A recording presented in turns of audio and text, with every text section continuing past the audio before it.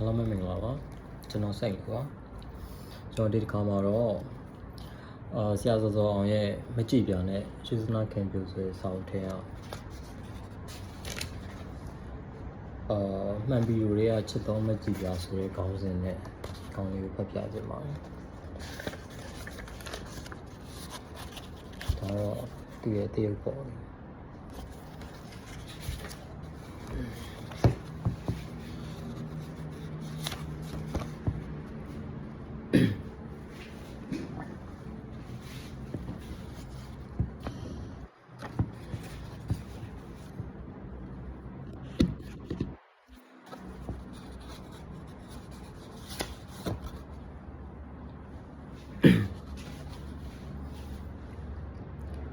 မှန်ဗီဒီယိုတွေကချစ်တော်မကြည့်ပြ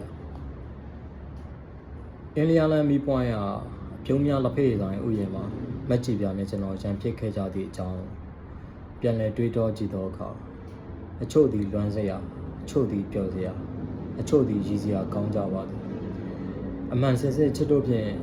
ပျော်ဝင်နူးဤနေသောပန်းသီးတစ်လုံးမြင်းများချိုကြောင်းထိုနေရာမသိခဲ့ရှမ်းတူဦးကြောင့်ပူပူနွေးနွေးနဲ့အေးဆက်ခဲပြစ်နေသောနှုတ်စိမ်းလက်ဖက်တစ်ခွက်မြင်းများလိုက်ဖက်၍အတွဲဆက်အစဉ်ပြေညီညွတ်မှုရှိကြောင်းကောင်းစွာမသိသောမကြည့်ပြပါရမီမှာရှိသောဘာကာဟောက်သို့သွားလိုသေးသည်သူမသိသောအရာတွေအများကြီးပါကြည်အေးကြပြများအကြောင်းလေ့လာချက်ဖြင့်မဟာဝိဇ္ဇာဘွဲ့ရန်ကျိုးပန်းနေချိန်မှာမက်ကြီးကြပြဘဏ္ဍပုတ်ရေးခဲ့ကြောင်းသူမသိစာတက်မြောက်ရေးလှုပ်ရှားမှုကြောင့်သူမသိဘော့ကဲတော်နဲ့အာဖရိကအငတ်ပေးကြောင်းသူမသိရှန်နိုဘယ်စက်ယုံပေါက်ကွဲမှုကြောင့်သူမသိအထူးအတွက်ဒိုးစပါးနဲ့ဇီဝတငွေထုတ်လုပ်ရေးကြောင့်သူမသိစစ်အကြောင်းသူမသိဂျနီဗာဆွေးနွေးပွဲများအကြောင်းသူမသိကျမောက်တောင်စီမံကိန်းကြောင့်သူမသိပို့ကုန်ပစ္စည်းအသစ်များနဲ့ဈေးကွက်အသစ်များအကြောင်းသူမသိမြန်မာကြောက်မြတ်ရတနာပြပွဲများအကြောင်းသူမသိတံမြာသီးတစ်လုံး၏ပေါက်ဈေးများသူမသိအမှတ်45ဘတ်ကဘယ်လမ်းတွေပြေးဆွဲနေသလဲသူမသိနေ့စဉ်နဲ့မျှလူဘဝပတ်ဝန်းကျင်မှာဘာတွေဖြစ်နေသလဲသူမသိသူသိတာတစ်ခုပဲရှိသည်မက်ကြည့်ပြကျွန်တော်ကိုသိချစ်သည်ထို့ကြောင့်သူကောင်းကောင်းသိမှန်ပြီးတော့ဘယ်ဆိုင်ရဝယ်သလဲဘလောက်ပေးရသလဲအကြောင်းမဟုတ်ပါအရေးကြီးဆုံးကတော့ဗီဒီယိုထဲမှာဘာရှိသလဲဆိုတော့အကြောင်းများသာဖြစ်ပါသည်စက်ကူစုံများပိုးဟက်ချီများအိမ်များဥများပင့်ကူအိမ်များဖုံမှုများရှိနေပါလေဗီဒီယိုအသစ်တစ်လုံးသာရှာပါတော့ကျွန်တော်ဗီဒီယိုထဲမှာမက်ကြည့်ပြကြီးပြလိုက်ရှိပါသည်သမရရုပ်ရှင်ရုံမှာထိုင်ကုန်လက်မှတ်ဖြတ်ပိုင်းဟောင်းနှစ်ဆောင်သူလွန်ကြိုက်သောပတ်စပါပူရှိန်တကြားလုံးစက်ကူဘက်တစ်ခုစနေနေ့တညနေခင်းမှာတစ်ဖက်ကျပြောက်သွားတဲ့တစ်ဖက်သေးသာကျန်သောငကတစ်ဖက်ကျွန်တော်ထံသို့ပေးပို့သောသူ့စာ225ဆောင်တင်ချစ်သူစိတ်ကောင်းနေသည်ချော့လိုက်ပါဟုသောစာရန်ပါသည်ပေါင်ချိန်ဆက်လက်မှတ်တစ်ခုသူ့တပ်ပုံ45ပုံအင်းလျားလိတ်ကော်ဖီဘာမှငွေရပြေစာဖြတ်ပိုင်း36ဆောင်ကိုပန်းသီးဆိုင်မှကျပ်ငွေ1800ပေး၍ဈေးမစစ်ပဲဝယ်ခဲ့သောစိန်လောရင်မှရေမွေးပလင်းထည့်ပြီးလိုက်သည့်စက်ကူအိတ်ဟောင်းတစ်ခုထိုရများကိုကျွန်တော်မျက်မျက်နှုံနှုံတန်ဖိုးကြီးစွာတင်ဆက်ထားပါတော့လေကျွန်တော်၏မျက်နှိုးလာစွာသောမက်ကြီးပြနင့်ဗီဒီယိုတွေကဟာရီအားလုံးစက်ကူစုပ်တွေမှိုက်တွေကြီးပါပဲလားရီတဝက်နဲ့ပြောသောကြောင့်သူနဲ့ကျွန်တော်အပြုံးများလက်ဖက်ရည်ဥယျာဉ်မှာရန်ဖြစ်ခဲ့ရပါသည်ကျွန်တော်ဗီဒီယိုထဲမှာစက်ကူစုပ်တွေအမှိုက်တွေသာရှိနေကြောင်းယခုအထိကောင်းကောင်းမသိပါ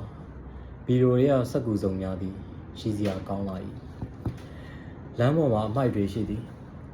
တချို့အမှိုက်များမှာဖယ်ရှားဖြစ်စရာမလိုပဲကြော်ခွသွားရုံများသာဖြစ်တော့လဲစိတ်နှောက်ယှက်ဖြစ်ရပါသည်လမ်းပေါ်မှာအမှိုက်များအချို့လူများသည်အမှိုက်ဖြစ်၏ဦးထုံးမြင့်သည်ဆရာကောင်းတစ်ယောက်ဖြစ်သည်တနေ့တခြားရှားပါးစားပြုတ်နေပြီလားအထိတ်တလန့်ရင်ဖိုရလောက်အောင်ရှားပါသောဆရာမျိုးစားထဲမှာဦးထုံးမြင့်သည်နောက်ဆုံးလက်ကျန်ဆရာမဖြစ်ပါစေနဲ့ဟုဆုတောင်းမိသည်ဦးထုံးမြင့်သည်မက်ကြည်ပြတို့ဘာသာဗေဒအသင်အတမ်းမှန်မတက်သောမက်ကြည်ပြတ တနေ့တော့ကဆရာဦးထွန်းမြတ်ထံသွား၏ဘာသာဗေဒကို3လအပြတ်နဲ့သူတယောက်တည်းကိုသင်ပေးပါရန်ငွေ3000ကတော့ပါမည်ဟုပြောသည်ဦးထွန်းမြတ်မျက်နှာသည်ညိုမောင်ရမှရုပ်ချီးမဲပုတ်သွား၏ခက်ကြမ်းကြမ်းဆဲဆူငောင်ငန်းလိုက်သည်ငါပညာကိုငွေ3000ပေးဝယ်လာလားယောက်ျားလေးသာဆိုရင်နင့်ကိုငါဆွဲထုတ်မိမယ်အခုထွက်သွားသူအော်ဟစ်နေထုတ်၏မက်ကြီးပြခန်းထဲကထွက်ခဲ့သည်သူ့မျက်နှာဘလို့နေသည်မသိဆရာမျက်နှာကိုကျွန်တော်လှမ်းကြည့်၍ထိုကြည့်နေပင်မက်ကြီးပြကိုစားကျွန်တော်တောင်းပန်ခဲ့ပါသည်ကျွန်တော်တောင်းပန်ခဲ့ကြောင်းဆရာသိမသိကျွန်တော်မသိပါထိုဆရာသည်ဆရာဖြစ်နေခြင်းအတွက်ကျွန်တော်အလွန်တနာသွားပါသည်လေးလဲအလွန်လေးစားသွားပါသည်တောင်ငူဆောင်အောင်ရောက်သောအခါမက်ကြီးပြမျက်နှာကိုအသေးချာကြည့်မိ၏သူစိတ်ဆိုးနေသလားအားနာနေသလားနောက်သားရစိတ်မကောင်းဖြစ်နေသလားမက်ကြီးပြ၏မျက်နှာလှမင်းသည်လေးကျွန်းလုံးထွန်လင်းလျက်သူဘာမှမဖြစ်ကြောင်းအံ့ဩဖွယ်ရာတွေ့ရ၏ဟိုတနေ့ကနေနဲ့ငါရန်ဖြစ်ခဲ့တဲ့လက်ဖေးဆိုင်လေးသွားအောင်ငါတို့ဘူးကျော်စားစင်တယ်ဟုပြောသည်ပညာဆိုတာဆရာတိုင်းထံမှငွေပေးဝယ်၍မရကြောင်းထိုနေ့ကသူကောင်းကောင်းသိသွားမည်မဟုတ်ပါအချစ်ဆိုတော့လေလူတိုင်းစီမှာငွေပေးဝယ်၍မရကြောင်းသူကောင်းကောင်းသိဖို့လိုအပ်သောဒီနေ့မှာထိုနေ့အကြောင်းကိုပြောပြသူကျွန်တော်မဖြစ်ပါစေနဲ့ဟုဆုတောင်းနေမိသည်ထိုနေ့ကကျွန်တော်တို့ရံမဖြစ်ကြပါ3000ကျော်ရှမ်းတုတ်ဦးကျော်သူအလင်တဝက၍ကြံသောအပိုင်းကိုကျွန်တော်အားစားစေပါသည်တုတ်ဦးကျော်3ပွဲကုန်ခဲ့၏မက်ကြီးပြကိုကျွန်တော်သိချစ်သည်ဘာကြောင့်လဲဟုကျွန်တော်စဉ်းစားသည်မှာအချိန်တစ်ပန်းမကပါစဉ်းစားရမရသူပြောမှကျွန်တော်သိရတော့သည်မင်းကဘာကြောင့်ချစ်တယ်လဲနင်သိလာဟင်သွားစမ်းမှာပေါက်ကရနင်လားရုပ်ချောတာဒီလောက်ပုံလုံးရုံများဘာရဲ့အားလိမ့်ဒီလုံးဟုတ်လားငါကြိုက်ဆုံးရုပ်ရှင်မင်းသားအဲ့ဒီမင်းသားနဲ့တူတယ်လို့ဘယ်သူကပြောလဲနင်မသာထင်လာလားရီးရဟဲ့ဒီမဲ့နေရအမြဲငိမ့်ငိုင်နေတတ်တယ်စကားလဲတိတ်နေတယ်မေးနိုင်လုံးမှတခွန်းပဲပြန်ပြောတဲ့လူစားမျိုးဘာခေါ်မလဲတိတ်အေးစေးတယ်နေငိမ့်ငိုင်နေပုံမျိုးကတခုခုကြောင့်မဟုတ်ဘူးနေရင်လည်းဖြစ်လာတာအဲ့ဒါလိုငိမ့်ငိုင်နေပြီးတိတ်အေးတာတိတ်စကားနဲ့လို့ချက်တာပြီးတော့ဆင်းရဲတာနင်ဘလို့မှမထင်နဲ့နော်ဟင်းဆင်းရဲလို့တနာတာမဟုတ်ဘူးချစ်တာချစ်ကိုချစ်တာသိလားပြီးတော့လေအခုတခါလဲပြောထားလိုက်မယ်နင့်ကိုလေအမြဲတမ်းမြင်နဲ့ငါနဲ့ပဲပြောရမယ်အချစ်တို့ချစ်တို့အသက်တို့ကိုတို့ဘာလို့ငါတိတ်မုန်းတာငါ့ကိုအဲ့လိုဘတော်မှမခေါ်နဲ့အဲ့လိုလေအချစ်တို့ကိုတို့ဘာလို့နင်ခေါ်တဲ့နေရာနင့်ကိုငါမုန်းတဲ့နေပဲအဲ့ဒါမှတ်ထားနင့်ကိုငါတိတ်ချစ်တယ်ဆိုအောင်ရဲ့ကျွန်တော်ဘာမှပြန်မပြောခဲ့ပါအေးဆက်နေပြီဖြစ်သောရင်တွေချမ်းကိုမော့တော့လိုက်တော့ခါရှင်ထဲသို့နှင်းစီပန်းများဝင်သွား၏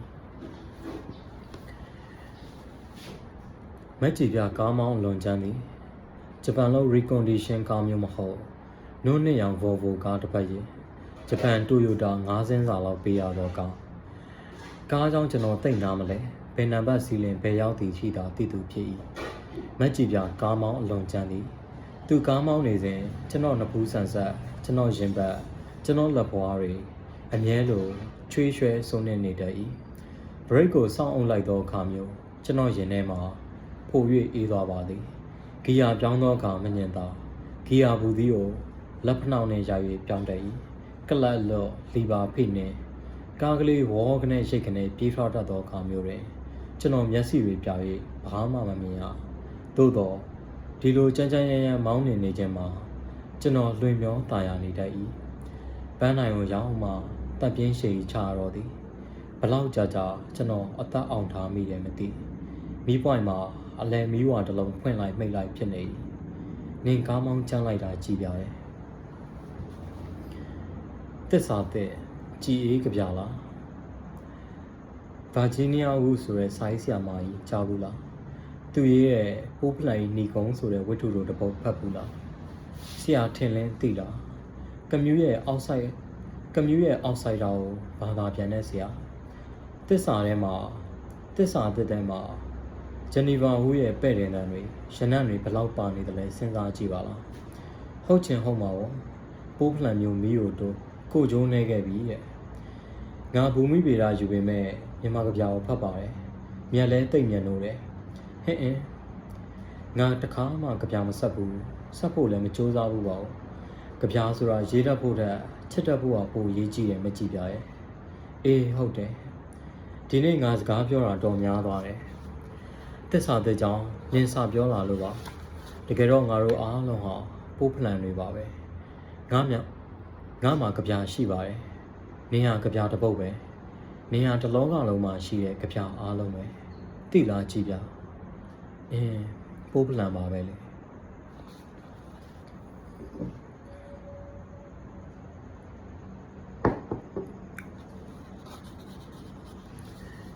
မှန်ဗီဒီယိုကြီးကိုထမ်း၍အင်းလျာလန်တိုင်းကျွန်တော်လျှောက်လာပါသည်ကျွန်တော်လောက်ကလူအုပ်ကြီးပြေးလိုက်လာသည်ကျွန်တော်မပြေးဗီဒီယိုလေးထမ်းလာရ၍ဖြည်းဖြည်းပဲလျှောက်လာပါသည်ကျွန်တော်နောက်ကပြေးလိုက်လာသူတွေခြေထောက်အောက်ကမြေကြီးက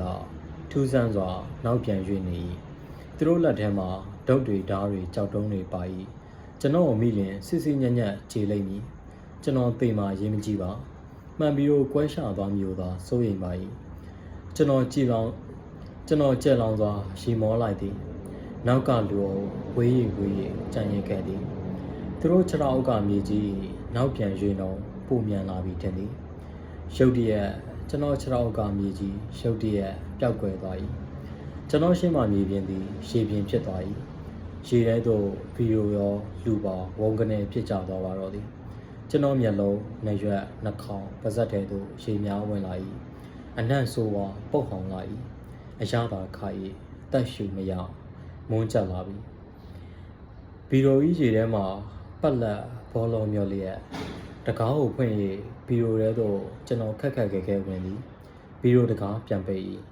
တော်ပါသေးရဲ့ဟုစဉ်းစားမိစဉ်ခဏမှာပဲဗီဒီယိုသည်ရေထဲမြုပ်ရေအောက်သို့တဖြည်းဖြည်းကျဆင်းသွားသည်မှန်ဗီဒီယိုမှန်ချက်ကိုမျက်နှာကပ်၍အပြင်ဘက်သို့ကြည့်မိသည်ကျွန်တော်နောက်ကပြေးလိုက်လာသောလူကြီးရေထဲမှာရီမောလက်ခုပ်တီးနေကြ၏သူတို့လည်းကျွန်တော်လိုပဲရေအောင်သို့တဖြည်းဖြည်းကျဆင်းနေ၏ဗီဒီယိုထဲမှာစောစောရှိနေသည်မက်ကြီးပြားနှင့်မောင်မြင့်အေးတို့၏အင်းလျားလိတ်တွင်ကျင်းပမည်မင်္ဂလာအခမ်းပွဲသို့တက်ရောက်ချင်းမြင့်ပါရန်ဖိတ်ကြားသောမင်္ဂလာဖိတ်စာကိုမှန်ဗီဒီယိုထဲသို့ကျွန်တော်တယူတသိထည့်သွင်းတင်ဆက်ထားလိုက်ပါသည်ကြည်ပြချစ်ရဲ့ကိုကြည်ပြကိုတိတ်ချစ်တယ်